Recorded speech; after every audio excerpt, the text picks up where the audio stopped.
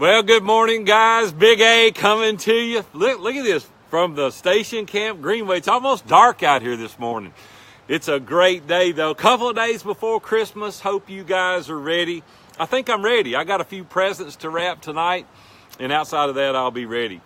Hey, I want to talk to you about something that we deal with every day these past 2 weeks in our mastermind, and that's crazy family members. You're like, what are you talking about, Big A? You're always positive. I'm going to be positive on this too, but I'm going to talk about something that's prevalent in all of our families. How do you deal with crazy family members?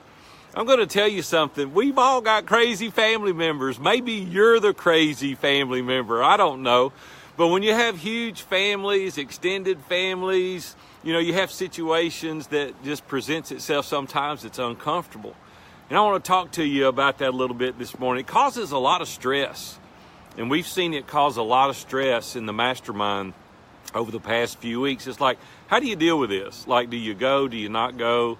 Do you go to your mother-in-law's when you know it's going to cause conflict? And what about your mom? Or what about your dad? And your wife doesn't want to go? Or, you fill in the blank. I don't know what your crazy is in your crazy family, but I can assure you everybody here can raise their hand. You know who that person is, even when I say it. And I'm going to tell you something. I'm not without fault. I've been the crazy family member, and maybe in many of my family members' eyes today, I'm the crazy person. Let's just be honest. We're all different, and we want people to behave a certain way. Let me give you a few tips I think that will help you during this holiday season, because we have to make a choice as to what we're going to do. I want you to be very intentional. I want you to think about how you're going to handle situations when you get to that family dinner or Christmas with all the family. Think about how you're going to interact with that family member, ever who it is. I'm not going to call names. It would be crazy for me to call names. But I've got family members that I elect not to talk about faith or politics. Over the course of 30, 40 years, it's just caused a problem. And I end up leaving the family event more upset than when I got there, because we see things differently. I'm not saying I'm right, but I'm saying we see things differently. And so I elected with this particular person not to talk about faith or politics. Maybe it's something differently for you. Maybe there's some family situation, or maybe there's something that you just can't get along on. So just elect maybe at this time of the year not to talk about those things. The other thing that I want to talk about is showing kindness. And I'm going to tell you, this is difficult because when somebody pokes you in the eye, your natural tendency is you want to jab back. You want to hit back. And I want to ask you, attempt to not do that this year. Like when they come at you harsh, kind of go back and say something kind. Figure out something that you can say. Now, I'm not instructing you to be disingenuous. That's not what I'm saying. But you can choose to how you respond, right, in any situation. So I'm going to encourage you to show kindness. Just be mindful of the way that you're to act. The other thing I want to encourage you to do is to be confident in who you are. And this is a very, very difficult situation for a lot of people. A lot of people have low self-esteem. They don't have that self-confidence for whatever reason. But I want you to know that God made you uniquely you. And I want you to be confident in that. Rest in that. Don't think that you have to behave a certain way for other family members. Be kind, be compassionate, but be confident in who you are. The other thing that maybe you can consider doing, a lot of people say, yeah, that's a good idea and all that kind of stuff, but I get there and 30 minutes into it, all that stuff's gone away. Like, wear a reminder. Like, put a sticker on your hand or wrap a Band-Aid that's got Fred Flintstone on it or something, or put your watch on your opposite arm, something that draws your personal attention as a reminder. I remember when my kids were little, one of my girls talked a lot in the second grade, and we put a sticker on her desk, and we called her name, when you see yourself about to talk, look at that sticker. It's a reminder to you. I can't even begin to tell you how it helped.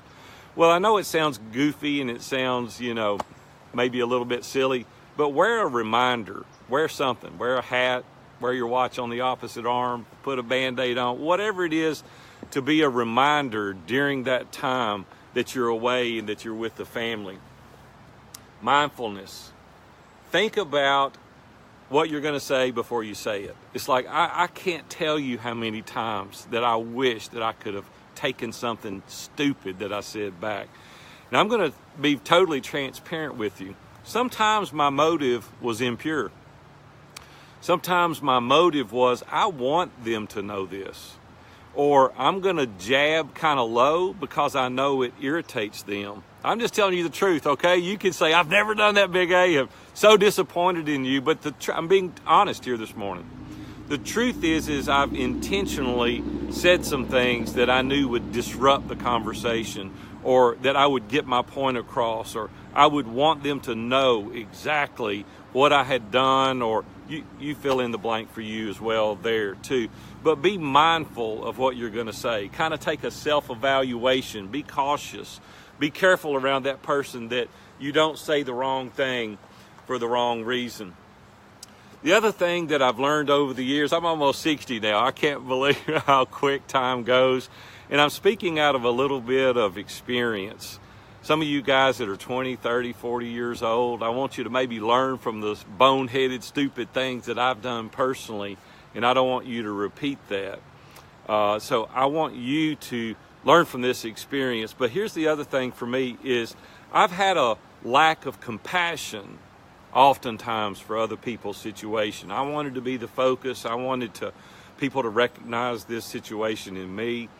And I wasn't compassionate maybe enough to their circumstances. Listen, we all have different things that happen to us that maybe we're not aware of.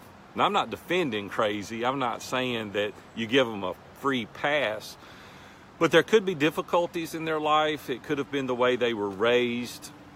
It could be that they're just prideful and arrogant and egotistical. I don't know. But we need to have some measure of compassion. And man, I've had to work on that. That's been a struggle for me.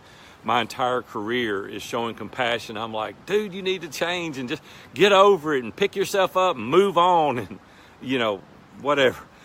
Excuse me, I got this terrible cough. But be compassionate, because we don't always know what's behind their actions and some of their comments.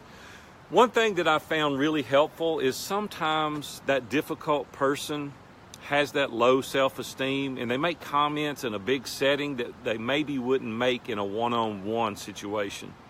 And I have found it to be a very, very effective to get them off to the side, take a walk, get them in the corner, and pour into them.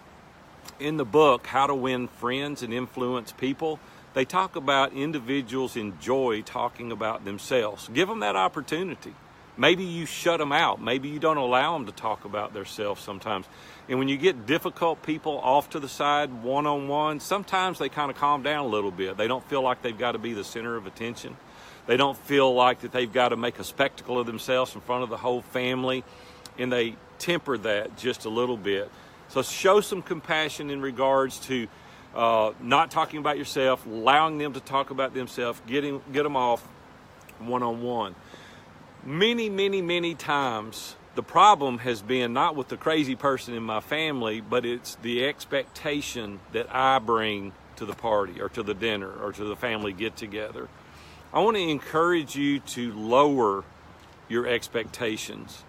A good friend of mine told me one time, he said, have no expectations, you'll never be disappointed. Now, I don't know that I want to go quite that far, but if you'll lower your expectations, you might be pleasantly surprised at the outcome. So don't bring this, hey, they need to behave this way, they need to say this, they need to acknowledge, they need to, whatever that thing is. So before you go, think about your expectations and possibly lower them.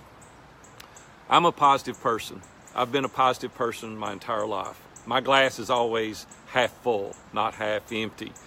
You can bring that kind of mentality to the party. Be positive, even in the difficult situations, even in the times where you want to lash out and you want to say something back, you want to poke them in the eye, like I said a while ago. Think about something positive and say that.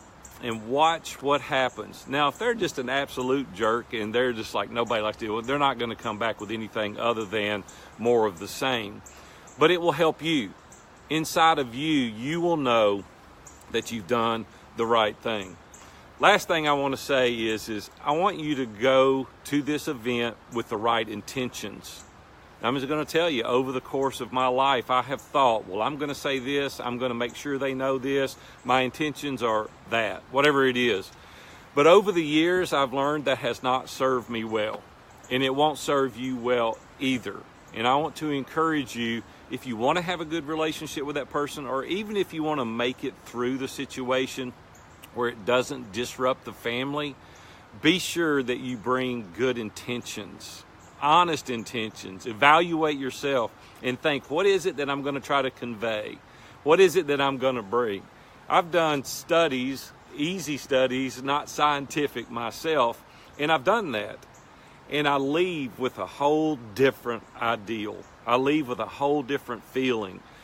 And listen, when I go with the wrong intentions and then we get in the car and we start home, you bring all that baggage back home. You're like, well, they shouldn't have done this and they shouldn't have said that, and then it disrupts your conversation.